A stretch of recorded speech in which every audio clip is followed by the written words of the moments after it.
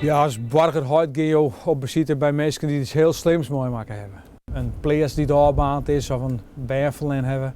En dan ben je stuk voor stuk ja, hele emotionele bezitters die je alle stuk voor stuk bijblijven. Dus ja, dan kan je ook wat budgetten voor een mooi mensen, maar dat maakt het wel een heel bot indruk op mij.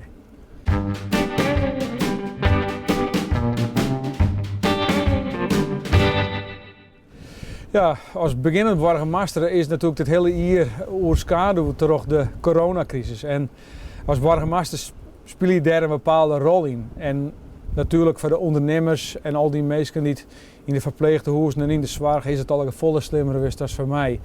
Maar ik ben wel positief verrast elke keer weer toch uw ondernemers, maar ik als inwoners die het, ja, ondanks alles hun toch zo goed onder maatregelen gehouden hebben.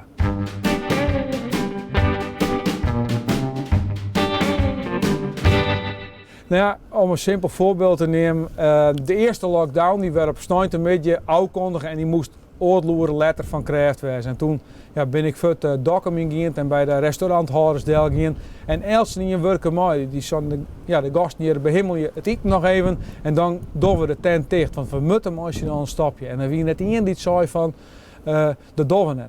Wie wil een proteïne de zorg, hoe komt het met mijn zaak, hoe komt het met mijn investeringen, maar toch Elsen doen het. En ja, als je zo'n energievielen met elkaar van, ja, als je dan nog wat voor je zal jaren, ja, dat vind ik mooi.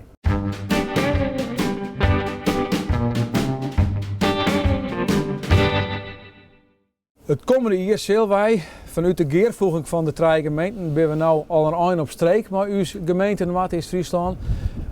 Maar de meerwaarde van die geervoering, die nieuwe, sterke, robuuste gemeente, die moet nog te volle kracht komen. We binden al een soort met de waanden, maar de meesten moeten nou echt merken dat de dienstverlening door het bestuur en de ambtenaren beter wordt.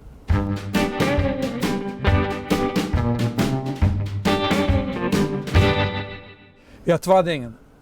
Hou vast wat we in de coronaperiode mogelijk geleerd hebben.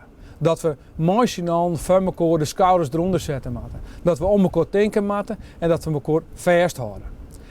En aan de andere kant denk ik net te gauw dat het allemaal weer goed is. Want corona kan samen weer omkomen. Hoe het met het vaccin komt, weet ik net. Ik hoop dat dat een oplossing biedt. Maar denk ik goed om elkaar, hou elkaar in de gaten.